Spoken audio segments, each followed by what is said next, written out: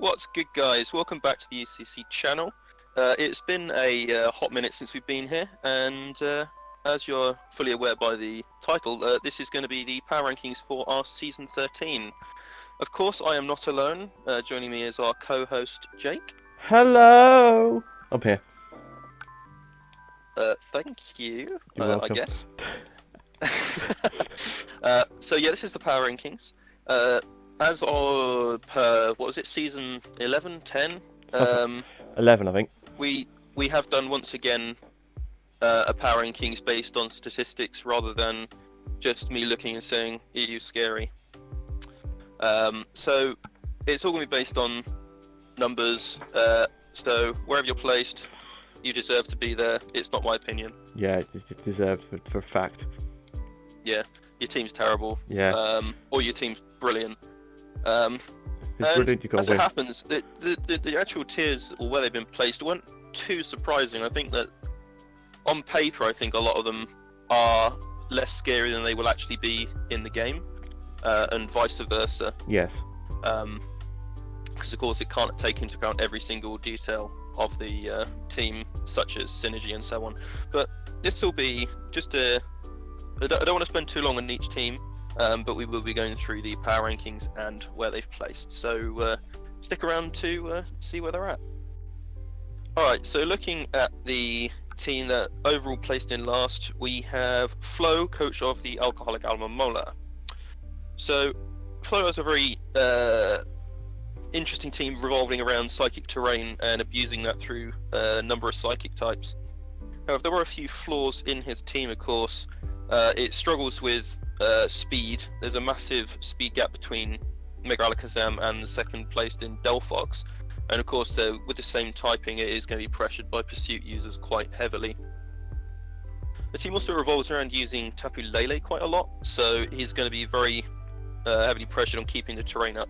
However, he does have a few things that will take a bit of stopping, including stuff like the Celesteela and the Suicune. So Celesteela is going to be a pretty useful pick in this team, obviously being quite so fat and so on, resisting that psychic type. So what are your thoughts On this fantastic team that's in last place? Well. Yeah. Obviously the psychic terrain is going to be very heavily because he's got obviously Lele, Alakazam, Delphox. Mr. Rhyme's not psychic type, is he? No, Yeah. Is it? I thought it was Ice Fairy. Rhyme is Ice Psychic, yeah. Oh, why did I think it was Ice Fairy? I don't know why. Because I'm an idiot. I don't know. Probably.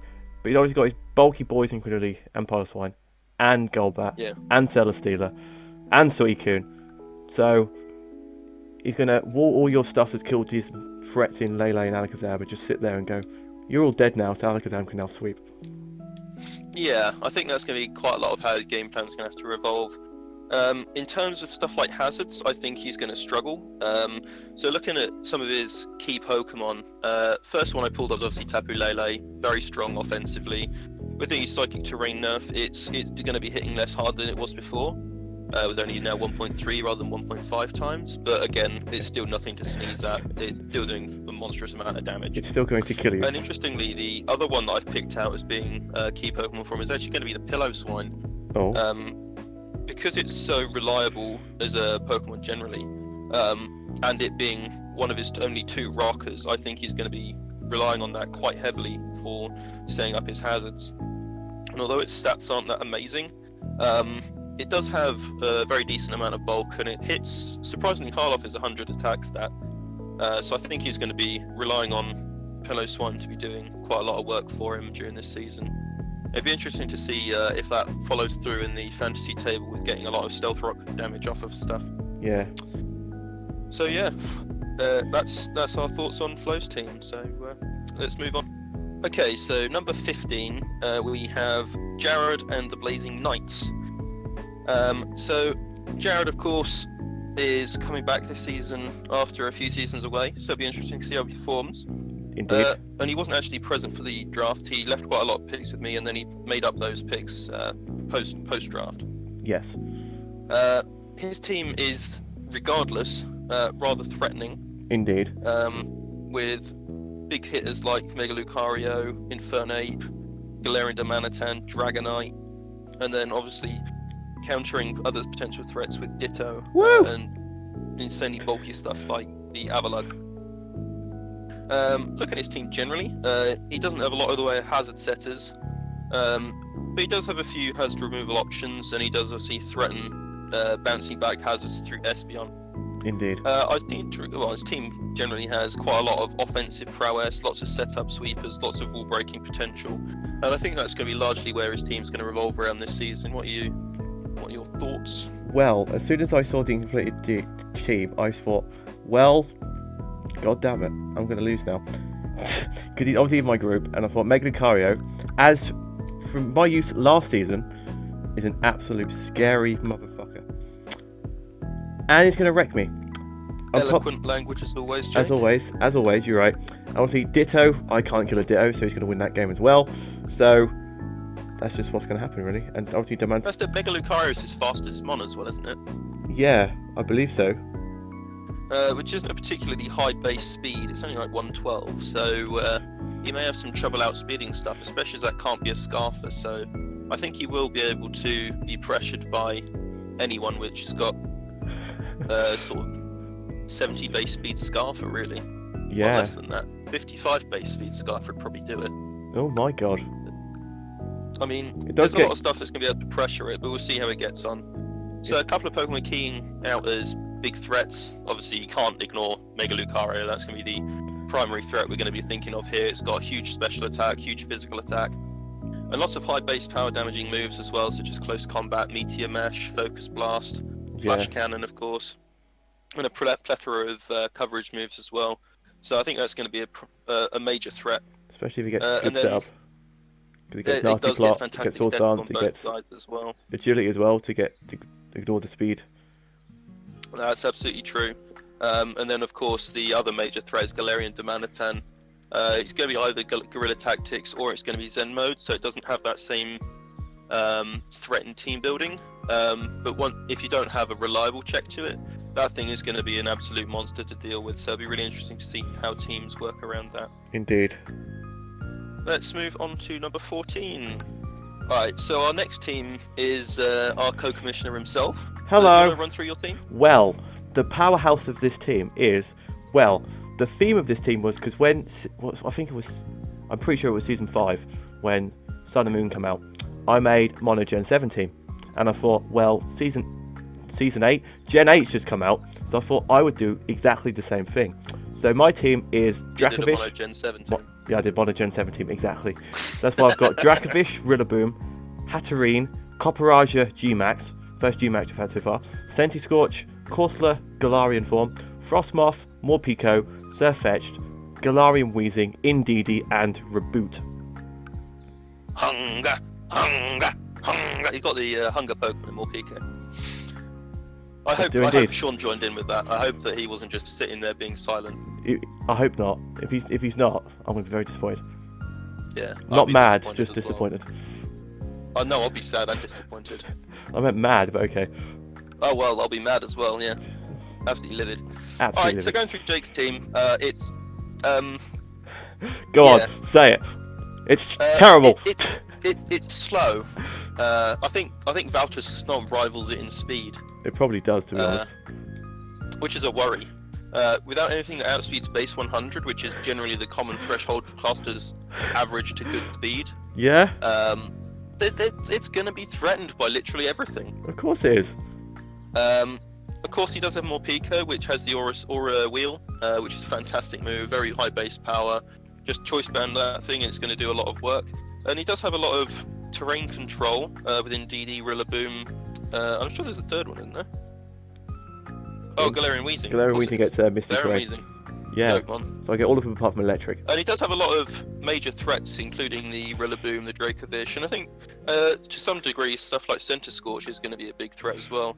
Then he's got Hatterene for Magic Bounce, and he's got stuff like Copperaja for dealing huge damage, and of course it's Max Steel Spike. Indeed. Whatever it's called. Whatever its unique move is, I can't remember, but that is going to set up those Steel-type Stealth Rocks for threatening opponents as well. Indeed. So looking at some of its key Pokemon, I think actually with the way his team's built, he needs to have a little bit different as to what you might expect. So I'm going to start off by thinking one of his key Pokemon is actually going to be his Galarian Weezing. Okay. I think that because his team's actually got quite a lot of bulk without so much in the way of wall breaking potential, Yeah. outside of stuff like Dracovish, I think Toxic Spikes and actually neutralizing opponents' abilities is going to be really, really effective. It's a really good ground immunity if he wants to go that route, and obviously you can play around with terrain control. Galarian Weezing is a good Dynamax option. It's acid. Downpour. whatever- Not acid downpour. That's C move. It's not acid downpour, but that move, it gives it special attack boosts, and obviously it can set the terrain again through its Fairy Stab. It does get defog, and you don't have the greatest hazard control necessarily. You got 3 defoggers, but it's quite a good one, as opposed to Fetched. Frosmoth. And obviously it takes pressure off Morpeko having to do rapid spin, which he doesn't really want to do. Well, if you get that +1 and then speed, actually I think Morpeko can your- speed the world. Yeah, Morpeko will outspeed everything. Yeah, base Exactly. 97, of course. +1, yeah, of course. Yeah, well, we'll see. And then I think your other key mon is actually going to be that Galarian Corsola. Because you don't have a lot of dedicated... The thing with Gen 8 mons is they don't really have niches as such. No. Or not niches, that's not... They don't have really high stats, as you can see by your average stat being only 80, which is, what, 5 lower than the next person who's lowest. Yeah. So you're going to need to get that massive bulk out of it and really abuse its power. It was just stopping stuff dead in its tracks. Lots of fighting types and stone are really going to struggle. Exactly. So I think that will be relied on quite heavily through strength sap and so on. So I think it'll be really interesting to see how you play with it and how other people play against it. Indeed. D. Thank you. You're welcome. All right, so let's leave this team where it is and move on to who's next. All right, this is kind of unfortunate that it's all the way down here. Well, I'm kind of surprised he got this far up, to be honest. I don't know how you are with this being higher than you, Jake, but this is the Rise of Shaznom, coached by Vouter, of course. And there's really only a handful of Pokemon we really need to mention on this. Exactly. Least of all, Snom. Hmm. But, you know, he does have a few threats in here. He's obviously got the Aurora Veil set up through Ninetales, and he's obviously got a major threat in Shaman Sky, which can abuse stuff like the Seed Flare, giving opponents an 80% chance to lose 2 stages of special defense. And obviously can use stuff like Z moves, so that's going to be really, really handy for it. Then he's got stuff like Volcarona, massive Quiver Dance threat, Gyarados, massive Dragon Dance threat, both of which are quite weak to rocks. Which leads us on to a next point of why it is so far down, is the fact he's got 1 defogger. And do you know who that is, Jake? Volcarona! Indeed. His defogging potential is Volcarona. Which is quad weak to rocks. Yeah, so if he does want to get hazards off, he's going to be relying on either switching in before rocks to defog the rocks, or he's going to be using heavy duty boots, which does take away from the fact that Volcarona can also abuse Z moves and so on. Yes. So looking at his key Pokemon, I'm going to start off with Snom. So It has to be. it doesn't really do a lot. It can take some special attacks, like the odd one. Yeah. And it'll be interesting to see if he does decide to actually use it. But I would not be surprised if he does, because it's A, Vouter. Wutar. Yeah, that's the one. And B, because I don't know what else he's going to do, honestly. He's going to bring it to War Mega Lucario, obviously. I think he probably would. I think if he had the opportunity, he would definitely take it. He would. Sash counter, even if he doesn't get counter. Yeah. So yeah, that leads very poorly onto our next key Pokemon, which I think is actually going to be his Gyarados. I think in this format, where it does have ability to Dynamax, it's going to be a major threat. Obviously with that max Airstream giving it +1 speed, can lead into Moxie Boost giving it +1 attack. It can essentially knock Pokemon out while getting a Dragon Dance boost, which is absolutely crazy. Yeah, and get the rain up to kill things with waterfalls. Absolutely, it can also get the rain up to make it Waterfall and so on much more powerful. So it's going to be really interesting to see how he uses that, because he's only going to have a limit to 2 times this season Dynamaxing it. It's going to be interesting to see how and when he chooses to do so. Indeed. Let's move on to, was it number 13? I don't know. I'm not paying attention. It's number 12, actually. Whatever. 12. Alright, so next in line we have Ben and his Mono Dragon team. Again, above me. He managed to get this far up, which is very impressive. And I think that's quite likely due to the fact that dragons are very powerful. They have good speed stats, they have good damage output and so on. Indeed. They have a lot of offensive pressure as well, primarily. So they do have a lot of sweeping potential, a lot of damage output. And I think that's probably why he's managed to get quite so high. Because it certainly isn't due to his type chart. Definitely not. So he's obviously got 3 major weaknesses. Dragon, Fairy, Ice, which have a very detrimental effect on his type chart. Obviously he does resist stuff quite well, like the elemental types and electricity. Yes. But everything else does suffer. He does have a lot of key threats though, or not necessarily key threats, but notable damage starting Pokemon. That is not a good phrase. Damage starting Pokemon. So he's got stuff like Dragapult for big damage output, very fast, and he's also got stuff like Noivern as well, which is very similar. But obviously has a slightly different typing. Yeah. Or flying is very spammable, so arguably more so than Ghost. It doesn't have to worry about any immunities and so on. Yeah, true. Moving on to some key Pokemon I think that he's going to have this season. I'm going to start off with the Mega Altaria. Very good, very, very good. Very bulky, and obviously he has that key immunity to Dragon, meaning that that's something that he can't just have Outrage spammed against him for absolute net gain. Yeah.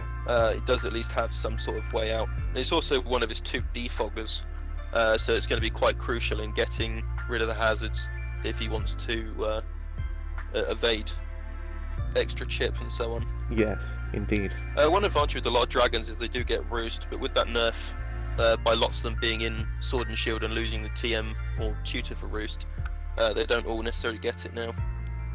The main one does. Fortunately, Mega Altaria does keep the Roost. It still has refresh and stuff like that. Obviously, a Dragon Dance set up. So yeah, it's going to be a great threat to other teams, as well as providing good support for his team. Second key Pokemon I think is going to be that G-Max Duraludon. Key resistance is the primary thing behind it, and the fact it's not weak to Fairy, Dragon or Ice, which are the 3 big weaknesses for dragons. It's neutral to those, which isn't exactly good. It's not bad either. But it's better than being weak to them, particularly in this team. Yes. Obviously, when it comes to Gigantamax, it's going to get so much bulkier, and it's actually going to be able to eliminate some of those threats as well. It beats dragons, it beats fairies, and arguably it can beat some ice type, or actually not beats ice types as well. So it beats all of them quite happily. That steel coverage, very strong. Steel coverage, steel dragon destroys everything. Obviously, has to watch out for some fighting types, but again, he does have stuff like that Mega Altaria to cover that. So it'll be interesting to see how he works around lots of similar typings and keeps this team working and functional. Yes. Let's move on to number 11. So next up we have someone who didn't actually draft their own team. This team was drafted predominantly by Wouter, so he did a good job here. And it is the Leicester Delphox, coached by Dean. Dean is well known amongst everyone for drafting kind of immaculate teams. They have very few flaws, and they're very, very well balanced. Yes. This largely actually follows the same sort of idea. There's a few double ups on types, which Dean would normally not go for, but largely I think he's done a pretty good job here. Pretty good job. And it's actually not that far behind lots of the other ones. Lots of these teams are actually very close in terms of their overall scores. So these aren't worlds apart, I have to say. So finishing, although it's 11th, I don't think it's nearly as bad as what it does say when you just see 11 or 10 or whatever it is. Yeah. So okay, his team, he does have a lot of big threats. He's got stuff like Garchomp, which is a good stealth rocker, a good offensive threat, setup and so on. Very, very versatile. He's got really good bulk and stuff like Gliscor. He's got the Heatran, Jellicent, and then he's also got good spinning possibilities in Dhelmise, and then he's also got trapping really annoying threats with the Gothorita, which could be a niche bring every now and then.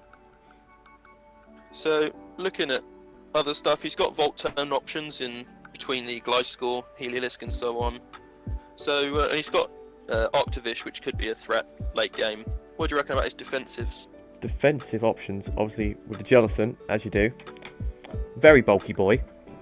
Bunch of Will-O-Wisp, all that shenanigans. Garchomp, obviously, could be bulky Frox. Dhelmise, good spinner. Good, like, normal fighting type switching for sure. Well, basically the same thing Jellicent really, just doesn't get a... Did Dhelmise get Will-O-Wisp? Dhelmise does not get Will-O-Wisp. Okay, so... Does get Liquidation now, though. Because Dhelmise needs Liquidation. I mean, it's always nice for fire types. True. If it needs it, anyway. I mean, it had Earthquake anyway, I'm pretty sure, but, you know, extra coverage. So hit that Moltres, you're right. Yeah, you're right.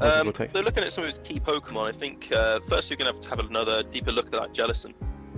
Obviously, introduced itself to the metagame in a really strong way in Generation 8 with access to stuff like Strength Sap. Really just destroying lots of physical attackers. It also checks a lot of the physical threats in the new metagame, and with stuff like I think it's Kebia Berry, which is Ghost Resist. No, it's Kasib Berry. It can take stuff like Dragapult's hits, and it can really threaten them in return through stabs of its own. Yes. Good Trick Room potential as well for setting up that Octavish. Obviously Will-O-Wisp, Strength Sap. I think it's got such a huge amount of options. It really can be very, very versatile for Dean's team. It really can. The other key Pokemon I think to really watch out for is going to be that Darkrai. Nasty Plot, Z-moves. It's got huge special attack stat. I can't remember, is it 125 or 135? It must be 125 speed and 135 special attack. But yeah, just absolutely brutally offensive. Dark is a very good typing, especially in Sword and Shield meta with lots of ghost types running around. So I think it's going to be a very key part in a lot of sweeps. I think it should be able to get a lot of kills this season. Yep, indeed. 135 special attack, 125 speed. Yeah, doesn't surprise me. It's that way around. Yes. Right then. So that's Dean's team. I think it'd be really interesting how Dean uses the team as well. I think it's a bit different from what he'd normally have. So yeah.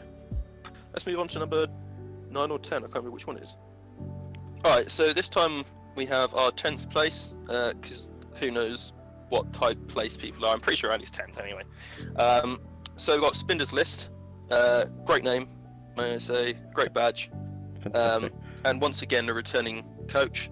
Hasn't played for a couple of seasons, so it'd be really interesting. I don't think he's played really in the Gen 8 metagame. I think he joined after he hadn't played the Gen 7 metagame, and then actually got very close to making playoffs. So it'd be really interesting to see how he adjusts to the new format or new scene once again. Yes. And see how well he performs. Indeed. So Andy has a very threatening team. He's got a very I think there's quite a big gap though between his high and low tiers, in a sense that the power creep is most definitely real. Lots of his high tier threats, stuff like the Mega Blastoise with access to stuff like Shell Smash, is going to be an absolute behemoth this season. It really is. Then he's got stuff like Tornadus Incarnate, Crobat, Raikou, Mienshao, Jirachi. And at the other end of the scale, you've got stuff like Seaking and Bibarel, which are generally... he doesn't really have so much of a middle ground, as it were. So if he's making space for one of those lower threats, or even one of the more middle threats like the Flapple, he's going to be kicking out some of his much higher tier stuff, which it could be more detrimental for the team. Yeah. That said, largely he's got excellent speed tiers, he's got good typings. I think he's actually got the best type chart in the league this season, which is very impressive, seeing as you've got competing with people like Dean, people like Rob, who always have very good type charts. And even to a certain extent, I have quite a good type chart quite a lot of the time. Yeah. So he's done an exceptional job keeping that the way he has. Good average speed stat. He's got 3 rockers, not always the best. He's got Dugtrio, Jirachi, and Bibarel. So he could struggle with having rock setup because you don't really want it on Jirachi every single game. No. Hazard removal isn't the greatest, but it's still reasonable. He's got Crobat and Tornadus Incarnate. So he's got priority defog and very, very fast defog. And then he's obviously got that rapid spin on the Mega Blastoise, so he doesn't have to run Shell Smash. Indeed. Just rapid spin and go from there. Which is still going to be very, very threatening. So looking at his key Pokemon this season, I think Crobat, again, needs another mention here. It's a fantastic typing. It's got really good defensive capabilities, lots of fighting types struggle with it. And actually, with its U-turn, it can quite easily get a good matchup and potentially get into that Blastoise for a quick spin. Shell Smash. And then the opponents are going to be in for a really rough time. Indeed. Obviously, it can be Wall Breaker is stuff like Banded Sets, and it obviously gets a lot of support options, Super Fang, Taunt, and Toxic, and so on. So I think Crobat is going to really shine. In fact, Andy's team in general has a lot of Volt Turn, which will really, really benefit that Mega Blastoise. True. Moving on to the second key Pokemon, which is, of course, that Mega Blastoise. Monstrous 135 special attack stat with that, was it Mega Launcher? That's the one. It boosts all Aura, Pump, is it Pump? No, it's just Aura. Cannon, Pulse and so on moves by 50%. There's a free choice space and stuff like Water Pulse, Hydro Pump, Hydro Cannon, Aura Sphere, I don't think it boosts Hydro Pump. Does it not? Because otherwise everyone would run Hydro Pump over Water Pulse, surely. I don't know. Maybe it doesn't then. I thought it did, I have to say. I've still Pulse moves. I don't definitely boost stuff like Dragon Pulse, Aura Sphere and so on. So it gets a lot of good, what is essentially then stab coverage because it gets 1.5 times boost. So it's going to be a real handful this season, I have to say. It's going to be potentially banned for next season, so we'll have to see how well he does with it. Yeah. Let's move on to the next contestant. So actually we have next place is actually same place as Andy. He got exactly the same score. So technically they're both 9th rather than 10th and 9th. And that is Sean, coach of the Vienna Vibe Check. Not from Vienna, although sort of white as the snow they have in Vienna. True that. Both of them are kind of albino-ish. It's Vienna, all Vienna's full of albinos.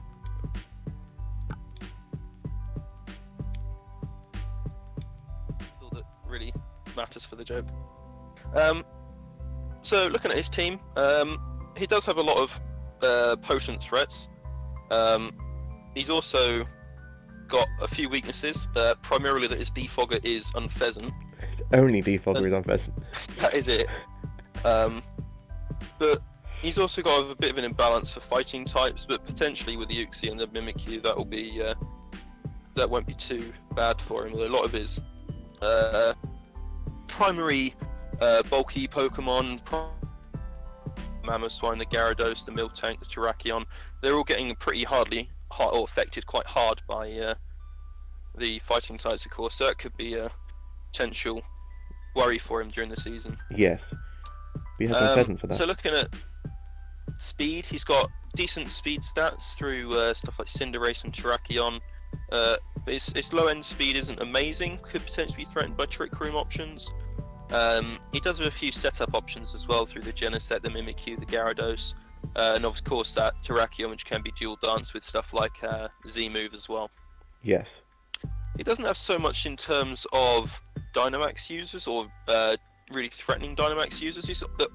Dynamax is going to be threatening, but in terms of prominent ones that I'm aware of anyway, he doesn't really have something that really sticks out to me anyway. No. Moving on to key Pokemon this season, I think we've already mentioned one Gyarados, and it'd be very unfair to the other one for it not to have a mention, and that's of course the Mega Gyarados here. Water Dark is a very powerful offensive typing, it loses that 4 times weakness, and it will of course have access to the new moves gained by Gyarados this generation, so that's the primary one there you're going to be looking at is Aqua Jet. Power Whip. Power Whip! How on earth Where did did I you get Aqua Jet from? That's horrendous. I want Gyarados to have Aqua Jet now. Broken! Wow. So yeah, it does get Power Whip, and of course it can be used very effectively on Dragon Dance sets, along with its just stabs, Crunch, Waterfall, so it really does threaten everything now. Well, including the stuff that it threatened less so previously. Yes. And then moving on to second offensive, or second threat, doesn't have to be offensive, but it is offensive in this case, is Cinderace. Not only is it offensive to look at, Excuse me? it's also very, very threatening in-game. It'll have access to Libro, which is essentially Protean, Yes. and with its speed stat being where it is, and its coverage, its just general viability, I think, is very, very high. Great speed stat, great offense, decent bulk as well, 80, 75, 75. It's not to be knocked. It's certainly going to be able to take a hit or two. What are your thoughts? That's why I wanted the Bond, but it got sniped. So I had to stay with Reboot. But anyway, yeah. Obviously, Mimikyu with the nerf, it's still a strong mon, but, you know, It just means you won't be able to run those focus sash sets anymore. you can't, yeah. And it obviously will get a little bit chip off for life orb sets as well. So it is a minor nerf on that Mimikyu, but I don't think it's really going to come into play That often, much yeah. at all, to be honest. It's for sure. So overall, very strong. I think it's definitely a more offensive team. And if there is opponent does have a strong fighting type, I reckon there will be a chance that he struggles. But overall, very solid. Interesting to see how he gets on this season. Of course, made kind of 2 or 3 finals before in the UCC. It's be interesting if he can make his mark on this one by actually winning the entire thing. Yeah. Next up, we have our token Irishman, just so we can say we're culturally diverse.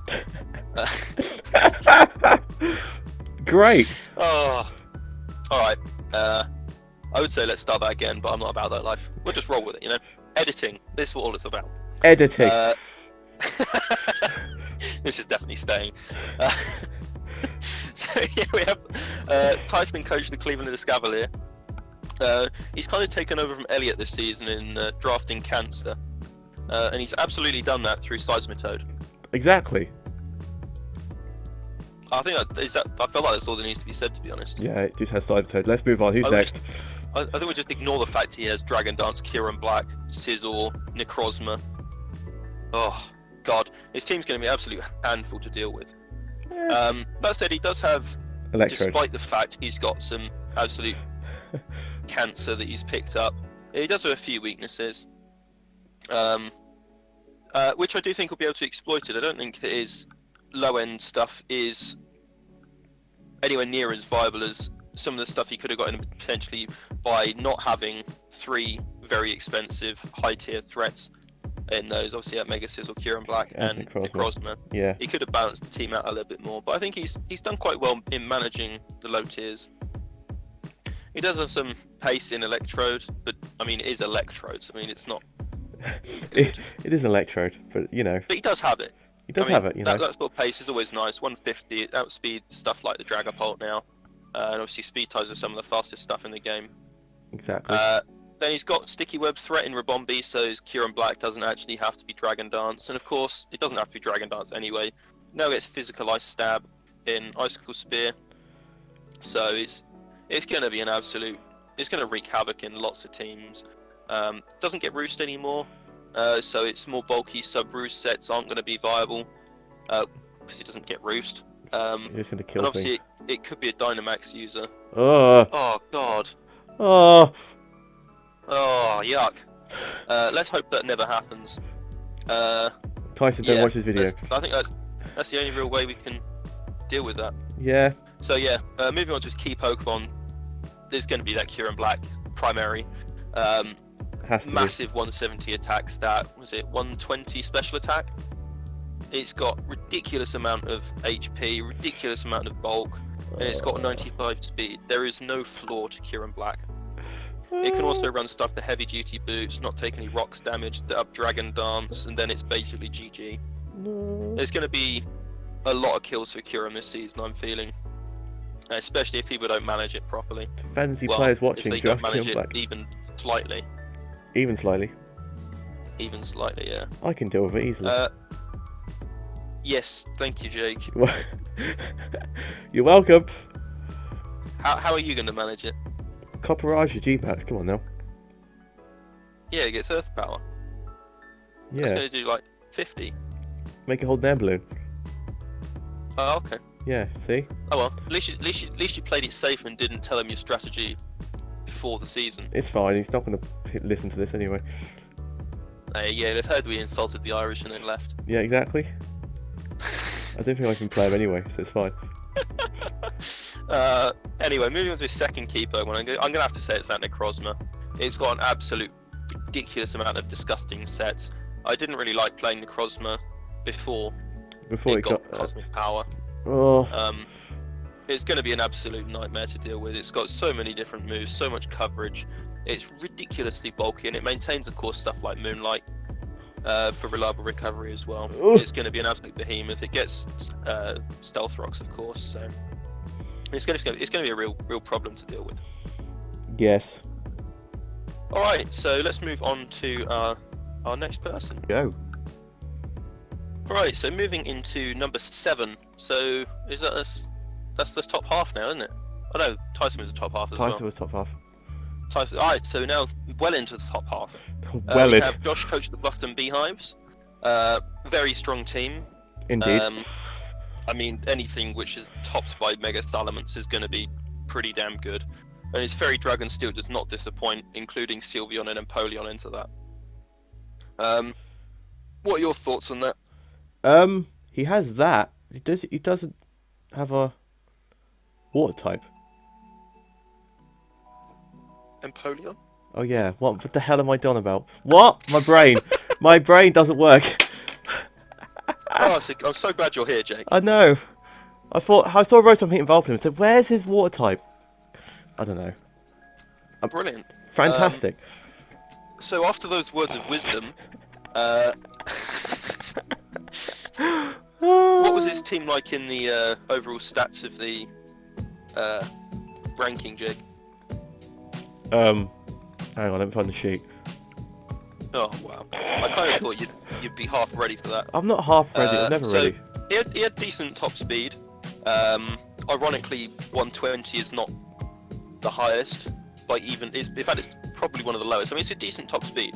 It's Just fair. happens that quite a lot of stuff now outspeeds that, which is a bit of a shame for him. Yeah, like nothing in Gen 8. He doesn't have a huge speed gap as well, so his speed tiers are shown to be pretty effective. He's 10 speed gap. Yeah, but 26 isn't a lot. I mean, true. Moving on to like typings, he's got very good type chart. It's very, very balanced, largely. He's got a lot of setup as well, so his team is very well nicely developed. I think it's very, very strong in versatility. So the Pokemon have a very strong offensive, defensive, physical, special split. They really have a lot of viability to them. So looking at some of his key Pokemon, so while he does have stuff like that Sylveon, the Empoleon, the Mega Salamence, I think actually stuff that is going to go largely unnoticed by lots of people. I think that's, for starters, I'm going to look at Hitmonlee. Something I picked up for BRL, and it's been a lot of work. It's got so many different sets. Obviously, with Rapid Spin getting a buff now, it doesn't need to be running Choice Scarf or the Unburdened set so frequently. And it also got buffed in at getting access to stuff like Close Combat, which is really good because it means it can run White Herb, get the Unburdened boost rather than having to run Normal Gen Fake Out or the White Herb Curse sets. It really does gain a lot out of it, and I think that being able to run Rapid Spin with Reckless is going to mean its damage output is increased so much from having to run the Unburdened sets. Yes. It gains an extra, was it 20 or 30%, and then obviously the next base power and move as well. So I think Hitmonlee is just going to be, if it's not prepped for properly, I think it's going to claim a lot of kills this season. Almost certainly. Alright, so second key Pokemon I'm going to be looking at is going to be that Lycanroc Dusk. Of course, Stealth Rocker, which is really nice for his team, because he doesn't have a huge amount of them, obviously with just the Stealth Rockers being Empoleon and Runerigus. And it's a good lead mon for sort of Endeavour sets, or it can be a really strong sweeper. Has access to Z moves. Splintered Stone Shards is unbelievably strong, removes terrains, and obviously has a Celerock priority rock type move, which is very, very strong. And with lots of flying types running around still, I think it could be very, very good indeed. What are your thoughts, Jake? Very much so. Lycanroc Dusk is obviously massive threat. I can't remember when I used it before, but putting absolutely fine to work. Obviously Hitmonlee, like you said before. I had it in LTC. Yeah, you got all the kills. That was before like all the nerfs, so that's gonna kill things for days. Obviously, shout out to Charizard G-Max because Charizard needs another form because there's no love for it at all, ever. I didn't know there wasn't any love for it. Yeah, you're right. Yeah, who cares about Charizard? It's not like he got what two megas. It's just everywhere, you know. So I'm hoping he gets some kills with Charizard G-Max. That would be good. Yeah. Yes. Yeah. I agree. All right, let's move on to our next coach. All right, so next up we have Tony, coach of the Canterbury Conquerors. So his team, of course, is really quite interesting. He's not very fast. Obviously, it's faster than yours. Woo! But it's still not very fast. True. With his fastest one being Doctor Speed, and then it goes all the way down to 80 and base 100 and Mega Glalie. So it does have a bit of a speed issue. It does indeed. That said, he's got good hazard options, well, very good hazard options really, with lots of spikers, a couple of spikers, and even a couple of toxic spikers, and then a variety of stealth rockers. And he's also got the most amount of rapid spinners in 2, and defog as well. Yes. Through his Corviknight. He's also got a number of major threats in the team from his Mega Glalie's Double Edge. Obviously no longer gets Return Frustration. His Deoxys Speed, potentially a set-up Z Pokemon. His Nidoking for wall breaking, and then of course you can't really ignore the fact he's got Como there with its Clangorous Soul Blaze. Is it still called Clangorous Soul Blaze? What, Z move? It doesn't get what? Does it... No, it doesn't get Z, but it gets Omni Boosting move now, doesn't it? That cost a third of its health. I'm pretty sure that's Clangorous Soul Blaze. Clangorous Anyway, Soul. it gets an Omni Boost as well. Yeah. Which of course makes it worth mentioning, and of course it can run defensive body press sets as well, so it's definitely gained a lot out of being in Sword and Shield so far. It really has. His typing chart is also very strong. He's not got much imbalance at all, but the key Pokemon I'd like to talk about is actually starting off with his Grimmsnarl. Despite the fact he's got a lot of good defense or defensive walls and stuff like Audino and Toxapex, really giving him a regenerated core and so on, Grimmsnarl offers a really potent offensive threat, or alternatively it can be a really good support dual screens Thunder Waving Nightmare, really giving a lot of support for stuff like Como, Mega Glalie or Deoxys Speed to really set up and then just clean up games. Very much so. I think it's got a lot of viability in that regard. What were you saying? I was disagreeing with you. You're disagreeing with me? I was agreeing with you. Oh, just agreeing with me. Yes. Ah, fair enough. And then his second Pokemon I'd like to mention is actually that Corviknight. It's very much in a similar boat with Celesteela. It's got an unbelievably good typing, and it's just a nightmare. It's very, very difficult to reliably pressure because it gets such a good typing, of course. Yes. Immune to toxic and so on, and it has reliable recovery. I can see it being a problem for a lot of teams this season. Not necessarily picking up huge amount of KOs, but just being an absolute nuisance and just being as obnoxious as Celesteela was when it first came out as well. But just imagine a Celesteela with Roost. That sounds disgusting. Yeah, that's pretty much Corviknight. It just doesn't sound like a lot of fun to play against. No. Having played against it twice in BRL Rail, prepped against it twice, it's just very centralizing, so I think it's going to be very key for Tony's team. So we're getting really close to the top now for this power rankings. Dun, dun, dun. And next... thank you. You're welcome. Next we have a brand new coach this season. We have Captain Sebasaur, coach of the Whitby Willows. So Seb is well known for drafting very powerful teams. He's a great coach, good friend, and I'm really looking forward to seeing how he does this season. So he's drafted basically as many broken things as he could think of, and then he's realised halfway through that he doesn't have any points left, and he's very much gone for the best of what he can get out of what's left. Yes. points wise. So overall though, I think he's done a very good job. He's got some budget and stuff like Leopard, Turtonator, but he does have a few more mid-range threats, stuff like the Quillfish, Mesprit, so on. So I think he does have overall a fairly balanced team, which I think is really going to go very well for him. Yes. So looking into it, he got round 3, round 4 Lando T. Yeah, round 3 Lando T. He was last in the draft, so he was on the wheel. I think he came round 3. So obviously that's major threat, good setter, good removal, setup option. It's very, very versatile, very strong Pokemon. Obviously has Intimidate. While that's less good in this generation due to more abilities being immune to it, it's still very, very good. Can use Z moves and stuff like that, so it's going to be just as threatening as it was in Gen 7.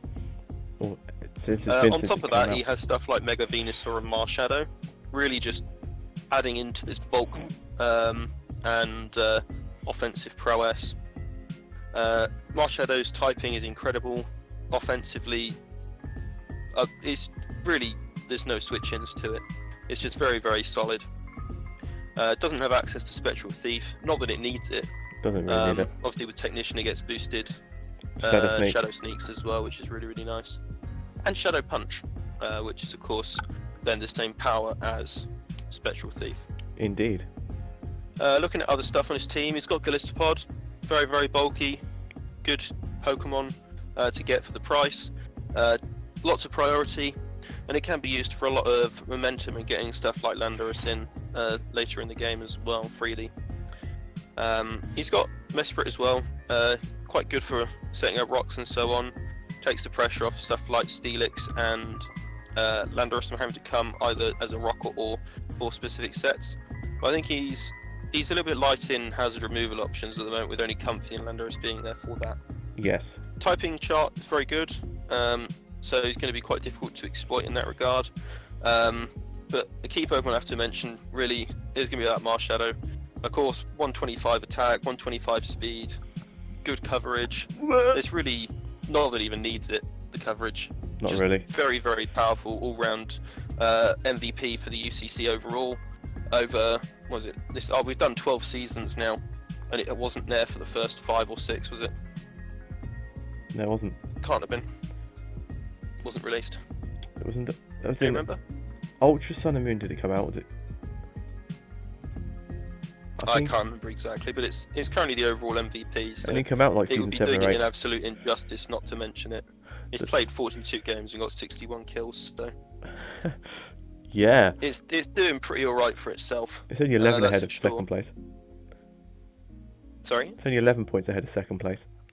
Only 11, yeah. Yeah. And then actually the second Pokemon I'm going to mention as a key Pokemon this season is actually probably going to have a bit of a surprise. I'm going to mention Steelix. Looking at his team, he doesn't really have switch-ins to flying types. And while he does have stuff like Mesprit and Landorus 4 Rocks, I think that Steelix could end up finding its place on the team quite a lot. So I think it's actually going to be quite important in terms of setting up rocks and actually being that defensive check to lots of flying types, because his team doesn't handle it otherwise. So it'll be really interesting to see how he plays around having Steelix or not using Steelix, and whether he suffers for it in the long term or not. Late game, yeah. So yeah, it'd be really interesting to see how that plays out. Indeed. But overall, very, very solid, of course. Now into the top 4, and we have 2 Bens and 2 Dutch people left. Yes. So it'll be really interesting to see if these stack up the right way around or not. I'd like to think so. But as you're going to find out, they don't. Because unfortunately, our 4th place coach is in fact Ben, coach of the Sneaky Squirt strategy. Rebranded from the Rabid Stunfisk Epidemic, which is arguably, I'm going to try it in English, arguably my favourite team name ever.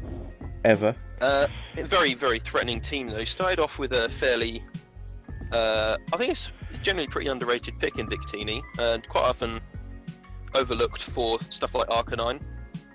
True. Rightly or wrongly. But it's going to be very, very good in conjunction with one of his other big threats, which is his second pick, Mega Beedrill. I think these two pair so beautifully together. It's a shame they're both weak to rocks, which if he can sort out later in the draft, then he'd be laughing really. Very much so. but Mega Beedrill is going to be an absolute nightmare this season. So, well, in my opinion, it's really interesting to see how he uses it and if it ends up being as good as I think it's going to be.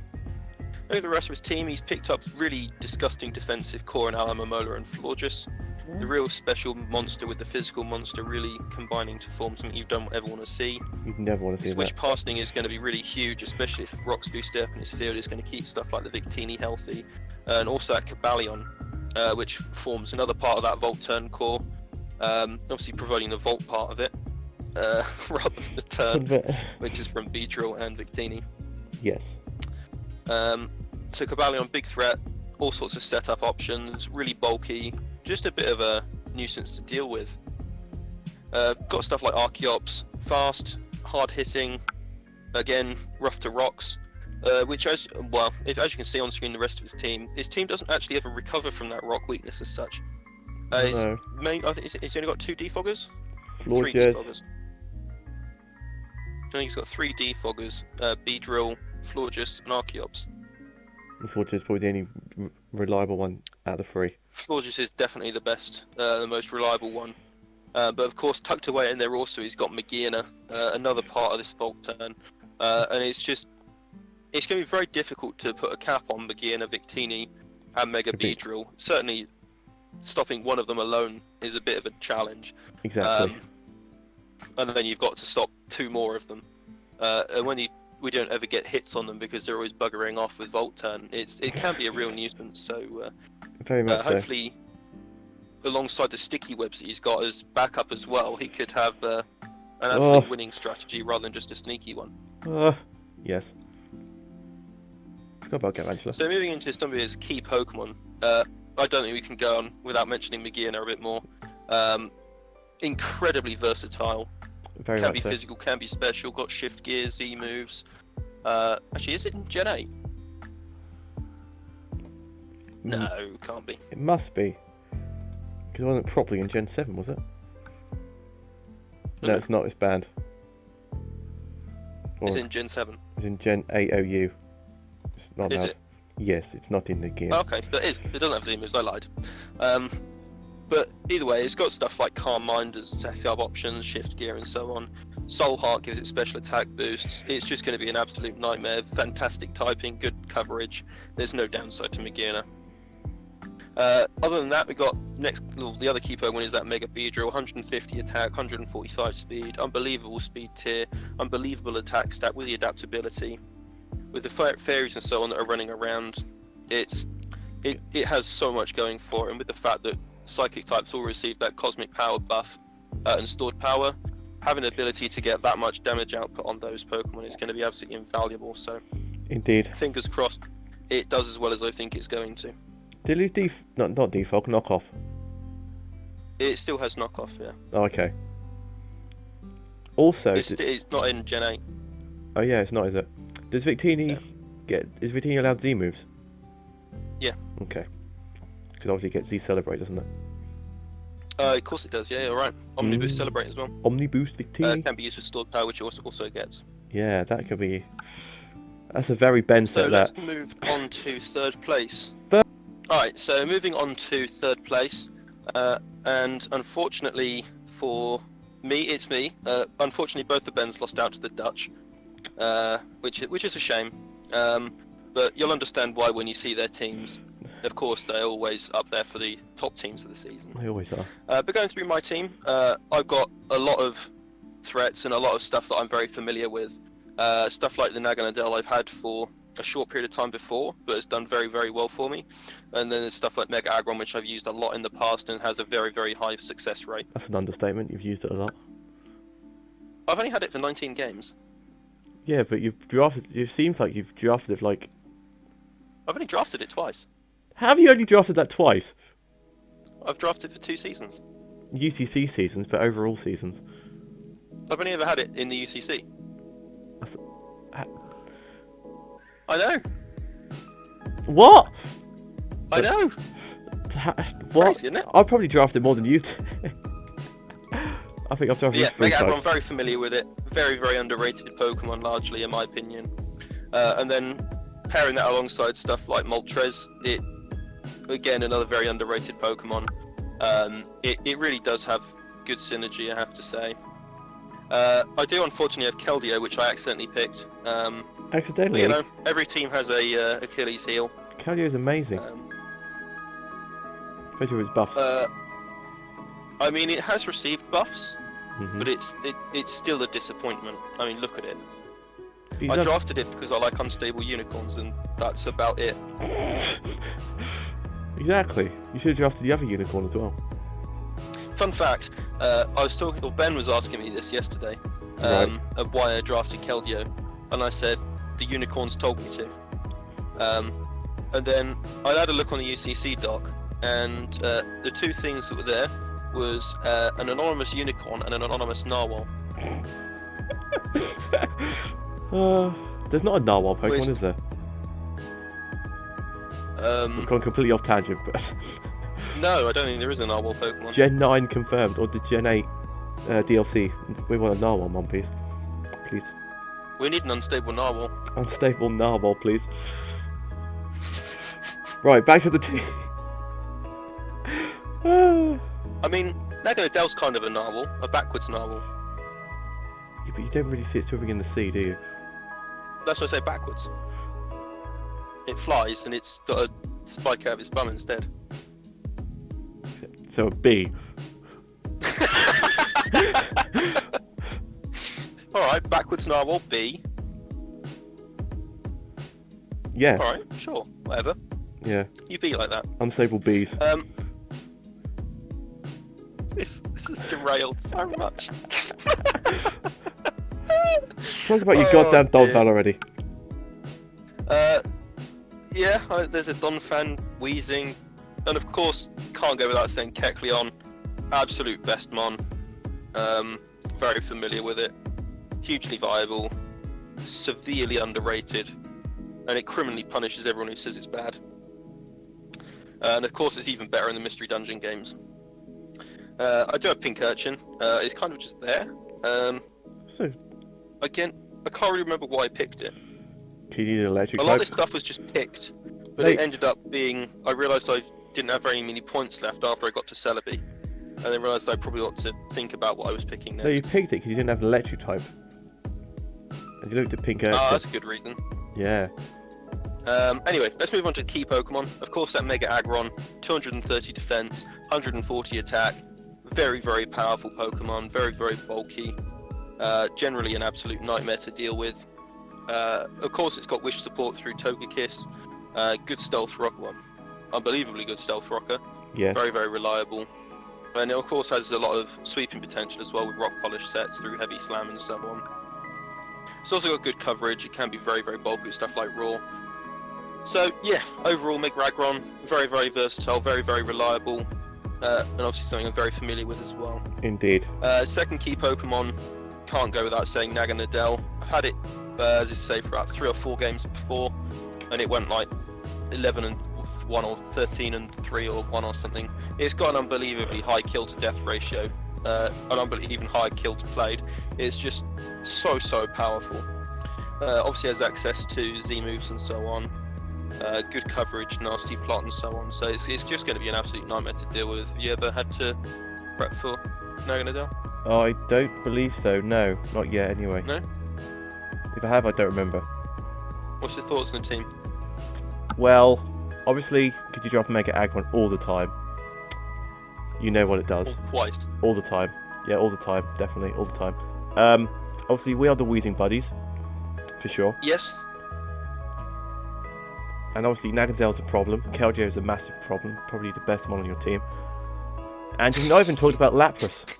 You scrub. Oh, you can't just go say I've drafted the best. Keldeo is not the best, even remotely. It's the best one on your team. But yeah, I didn't mention the Gmax Resonance from Gmax Lapras and so on as well. Yeah. So it'd be interesting to see how I decide to use stuff and when I want to use the Dynamax. And the Gmax. So let's move on to one of the. All right, on to our silver medalist, of course, as you quite rightly said, Jake. We have, drumroll please, Rob. There we are. There you go. Rob, coach of the Galarian Mr. and Mrs. Mime, bringing back his Mr. and Mrs. Mime team name from way back when. Good to see that. Especially as it's now got the upgrade of being Galarian.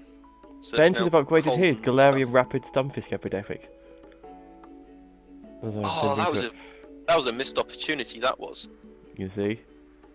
Ben, I'm sorry. You're no longer the Galarian. Sorry, Mr. Whatever it is. What is his team name? Sneaky Squirt Strategy. Yeah. He is no longer the Sneaky Squirt Strategy. He is now the Galarian Mr. and Mrs. Mime. No, Galarian Stunfisk Rapidemic. Oh my god, I butchered this so hard. The Rapid Galarian Stunfisk epidemic. Gosh, fantastic that is. Because they can all be bear traps and they're rabid, you see. And there's an epidemic because they're everywhere. And they're just killing people. Rabid bear traps. Rabid bear traps.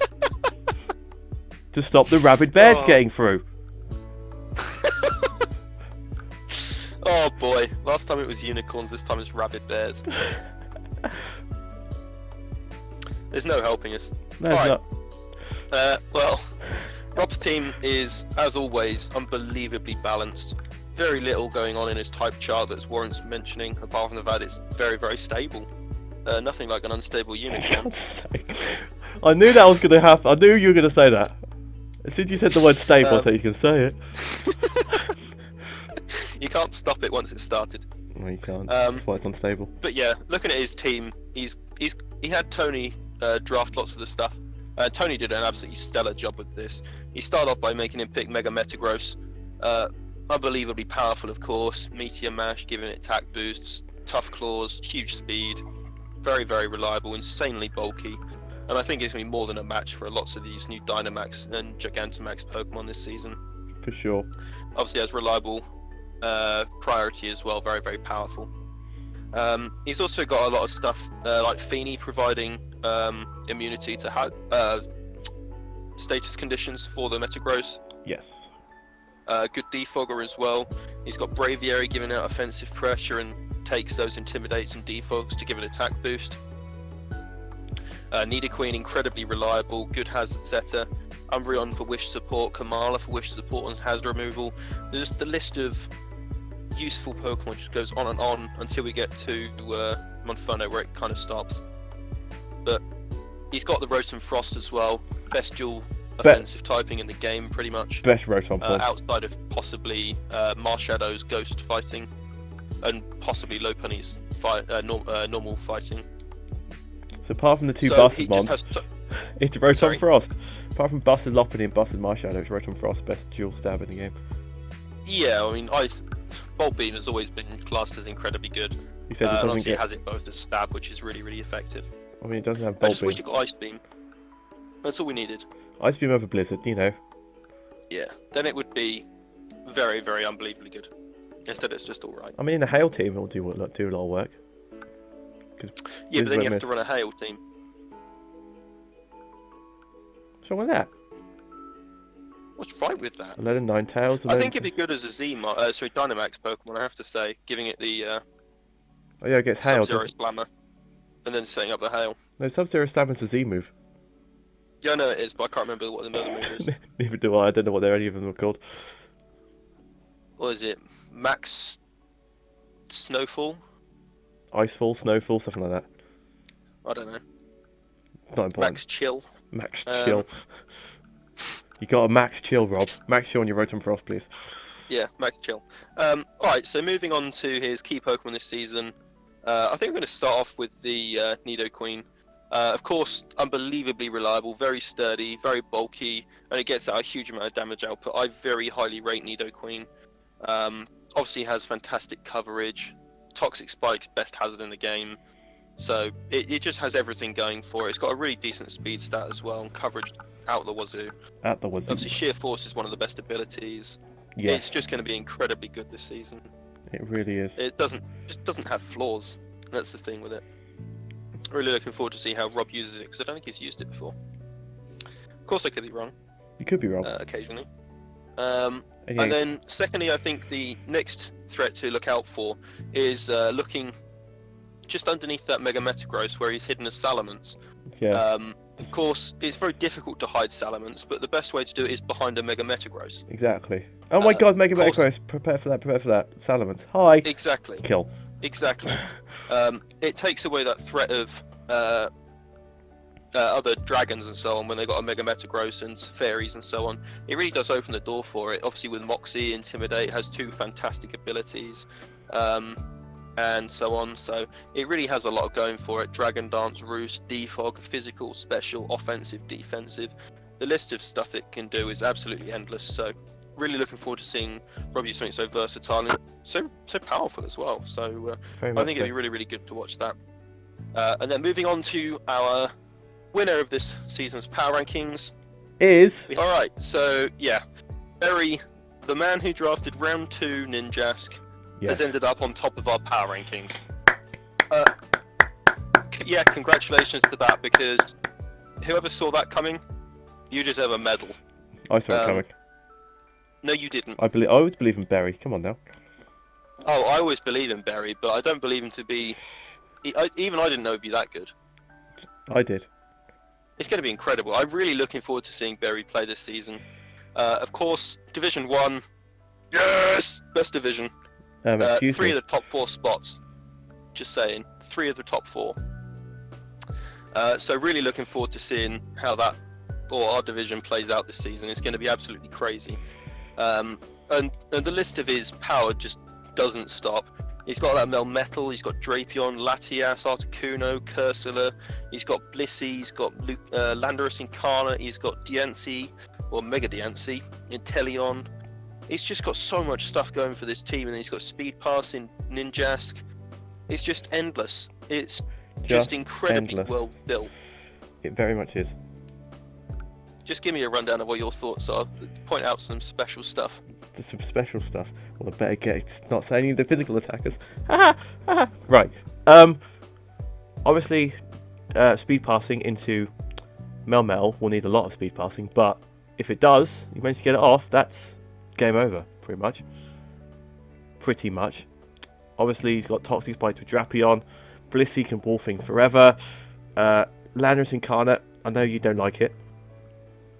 I think Landorus Incarnate is incredible. I don't like it, but it doesn't mean I don't think it is good nor worth mentioning. Right. Obviously, you've got Mega It's Diancie just boring. with its Diamond Storm spam. And Inteleon, don't know much about Inteleon, to be quite honest. What it actually does. Well, it has Sniper. It's got Snipe Shot as one of its moves. It's generally a crit thing. Oh. It's a little bit of a gimmick potentially, but it's there as it's a fast water type really. It's got the Quagsire there as a bulky water, so hopefully they'll combine, really give him some good options and versatility for his team. It's got... For me though, looking at his team, he's got Wish Passing through Latias, he's got Wish Passing through that Blissey, he's got massive wall breaking potential in Melmetal. Its Double Iron Bash is just unbelievably good. He's got good hazard supporting, and I think as well, Colossal actually has an interesting use in this team as well with spikes as well. Really just getting the extra damage in. He's got Magic Bounce through Diancie, a really incredible wall breaking power through Landorus. It's just such a powerful team, and there's Cursula there as well.